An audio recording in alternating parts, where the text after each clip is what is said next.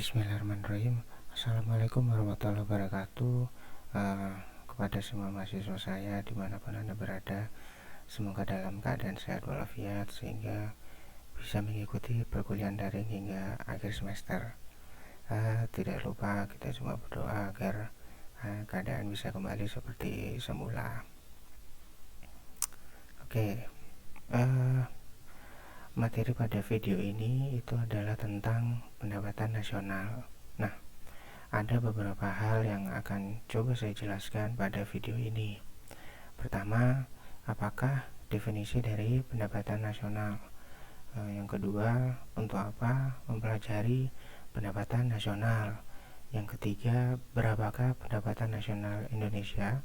Keempat, bagaimana menghitung pendapatan nasional? Dan yang kelima adalah bagaimana keterkaitan antara pendapatan nasional dan pertumbuhan ekonomi. Oke, saya mulai materi kali ini. Apakah pendapatan nasional? Ya, pendapatan nasional ini merupakan seluruh pendapatan yang diterima oleh seluruh anggota masyarakat atau seluruh rumah tangga keluarga atau RTK dalam suatu negara dengan kurun waktu tertentu. Biasanya itu dalam waktu 1 tahun. Nah, pendapatan nasional juga dapat diartikan sebagai hasil produksi nasional, yang berarti nilai hasil produksi yang dihasilkan oleh seluruh anggota masyarakat suatu negara dalam waktu tertentu, biasanya 1 tahun. Pendapatan nasional sendiri adalah salah satu indikator untuk dapat mengukur perkembangan tingkat pembangunan dan kesejahteraan pada suatu negara dari waktu ke waktu. Kira-kira pendapatan nasional seperti itu. Jika Anda ada pertanyaan, bisa bertanya melalui Google Classroom. Lanjut. Buat apa sebenarnya mempelajari pendapatan nasional? Nah, ya, pada dasarnya menghitung pendapatan nasional ini dilakukan untuk mengetahui perkembangan ekonomi suatu negara. Lebih dari itu, menghitung pendapatan nasional adalah hal penting karena memiliki banyak manfaat. Ya, setidaknya ada 7 manfaat yang kita dapatkan setelah mempelajari pendapatan nasional.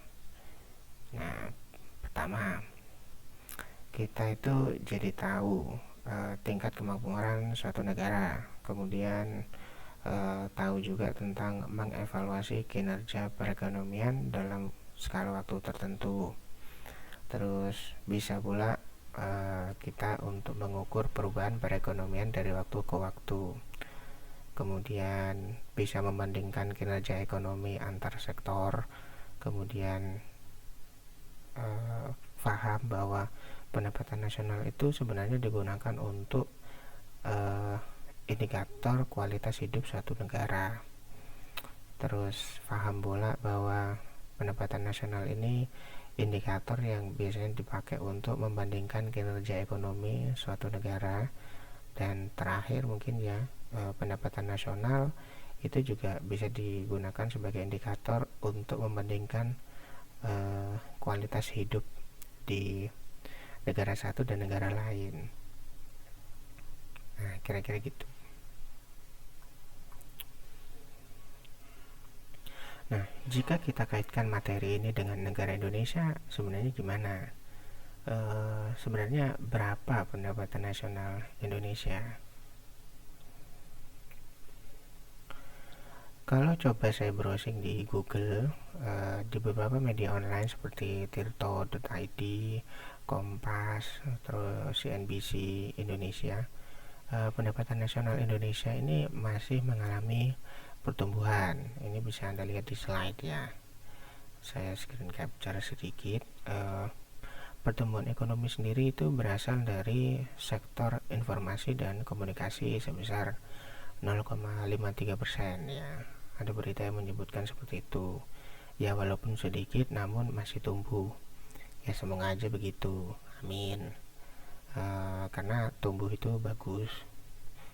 Kemudian ada pula berita yang menyatakan bahwa pada kuartal pertama atau 3 bulan pertama dalam 1 tahun, nilai investasi Indonesia itu tumbuh sebesar 1,7%.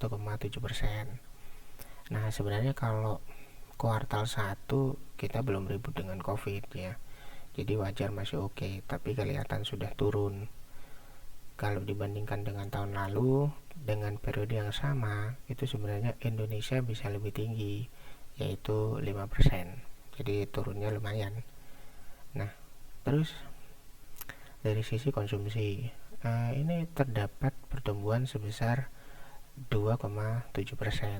Dan kalau dibandingkan pada periode yang sama, itu bisa sampai 5,3%. Sebenarnya dari sini bisa bermakna bahwa terjadi kehilangan daya beli sebesar 2,6%. Ya mungkin gelombang PHK yang santer dari awal atau akhir tahun lalu. Dari sini Anda bisa menilai bagaimana pendapatan nasional Indonesia ya.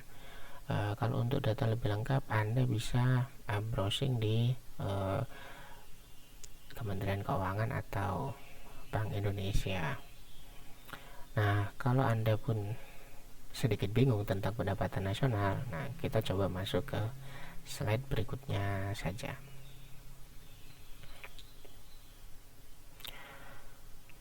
Gimana sebenarnya menghitung pendapatan nasional? Nah, di sini perlu Anda ketahui bahwa pendapatan nasional itu dihitung menggunakan beberapa metode. Pertama, metode pendapatan atau income method. Terus yang kedua itu adalah metode produksi atau production method. Dan yang ketiga adalah atau yang terakhir ya, itu metode pengeluaran atau expenditure method gitu. Nah, sekarang coba saya bahas satu-satu. Metode pendapatan dulu ya. Jadi metode pendapatan ini itu adalah jenis pendekatan pendapatan nasional yang diperoleh dengan cara menjumlahkan pendapatan dari berbagai faktor produksi yang memberikan sumbangan terhadap proses produksi. Jadi pendapatan nasional itu adalah hasil dari penjumlahan seluruh penerimaan yang diterima oleh pemilik faktor produksi dalam suatu negara selama periode atau 1 tahun. Nah, faktor produksi sendiri kalau ada yang bertanya, itu tenaga kerja, modal, tanah, keahlian atau kewirausahaan ya. Masing-masing dari faktor produksi ini akan menghasilkan pendapatan yang berbeda-beda. Rinciannya gini, kalau tenaga kerja itu dapat memperoleh gaji atau upah, kalau pemilik modal itu bakalan dapat bunga, pemilik tanah nanti dapat sewanya, keahlian atau skill atau kewirausahaan itu dapat laba. Untuk rumus Anda bisa lihat di slide atau Anda bisa googling sendiri, karena sejatinya rumusnya bisa aja nambah konstantanya. Jadi nggak ada pakem yang benar-benar pakem gitu ya.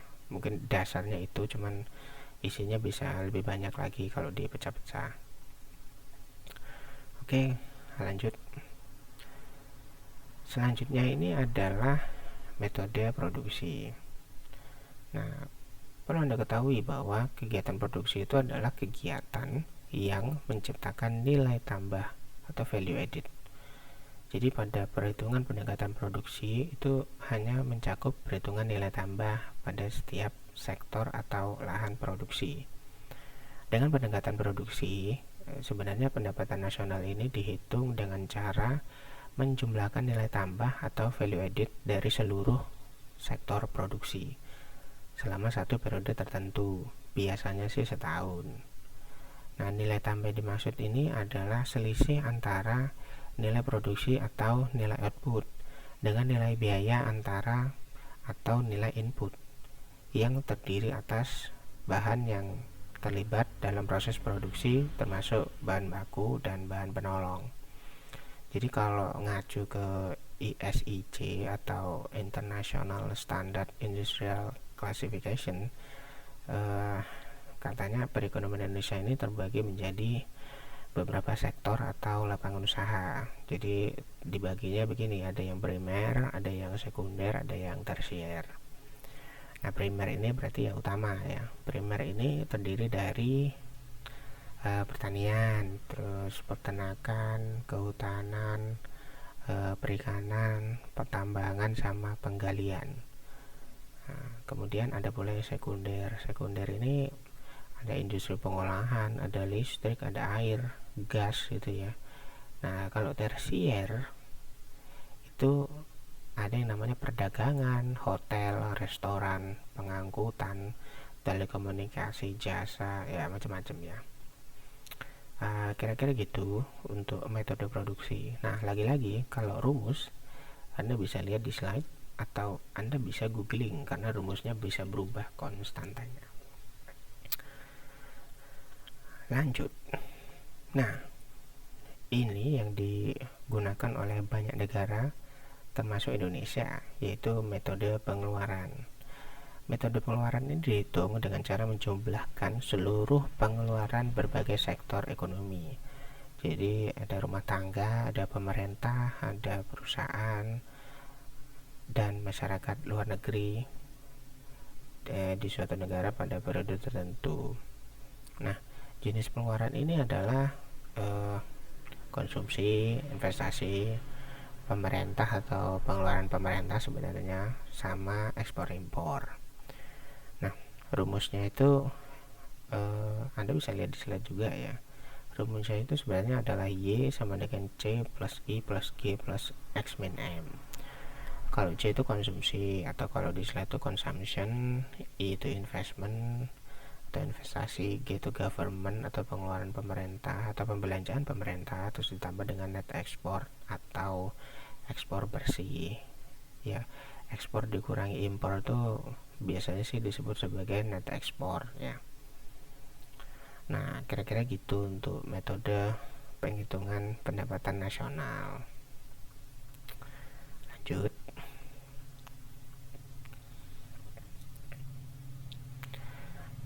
Terakhir ya, apa bedanya pendapatan nasional sama pertumbuhan ekonomi? Ya, intinya adalah kalau ekonomi mengalami pertumbuhan, maka pendapatan nasional ya mengalami kenaikan. Lah, kalau pendapatan nasional itu naik, belum tentu ekonominya tumbuh, karena bisa saja nggak naik, cuma salah satu indikatornya aja. Tapi ini dalam kondisi normal enggak mungkin begini juga ya, karena konsep sama realita itu sering beda. Oke, kira-kira gitu. Semoga materi pada video ini bisa memberikan penjelasan yang cukup bagi Anda. Semoga bermanfaat, dan jangan lupa bersyukur karena walaupun online kita masih bisa kuliah atau menimba ilmu. Saya mohon maaf kalau ada yang salah. Saya akhiri. Wassalamualaikum warahmatullahi wabarakatuh.